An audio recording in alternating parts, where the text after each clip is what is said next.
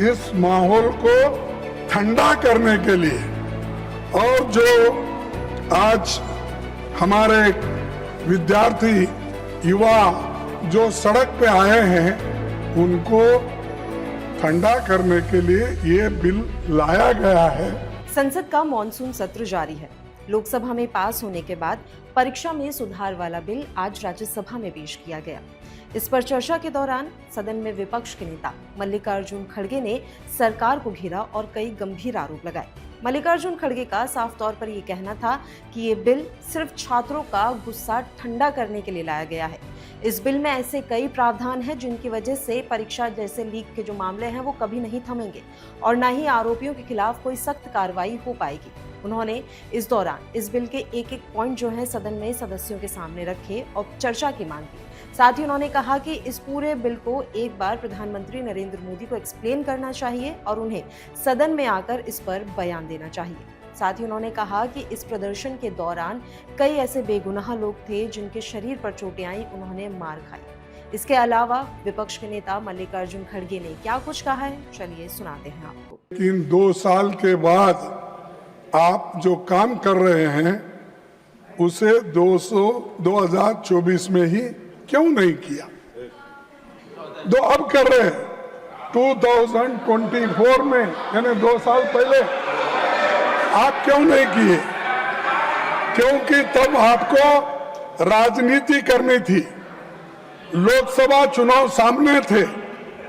राहुल गांधी जी भारत जोड़ो न्याय यात्रा में लगातार पेपर लीक और युवाओं के भविष्य का मुद्दा उठा रहे थे। आप ये करते तो क्रेडिट नहीं मिलता था उस वक्त, इसीलिए आप उसको छोड़ दिए।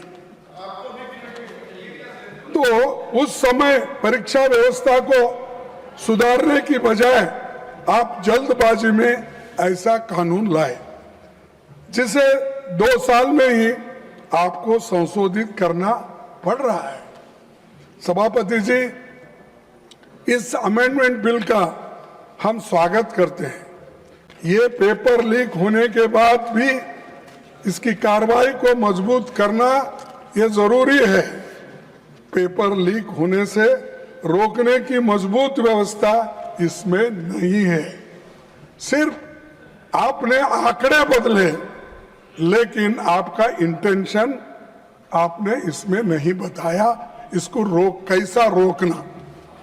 इसीलिए मैं ये कहूंगा कि ये सब जो माहौल आज चल रहा है, इस माहौल को ठंडा करने के लिए और जो आज हमारे विद्यार्थी युवा जो सड़क पे आए हैं उनको ठंडा करने के लिए ये बिल लाया गया है। ये है सो समस्या को सुलझाने के लिए नहीं। सभापति जी, पिछले 2 महीने की घटनाओं ने देश को झकझोर दिया है। देश भर के छात्रों और नौजवानों ने परीक्षा व्यवस्था की नाकामियों के खिलाफ आवाज उठाई।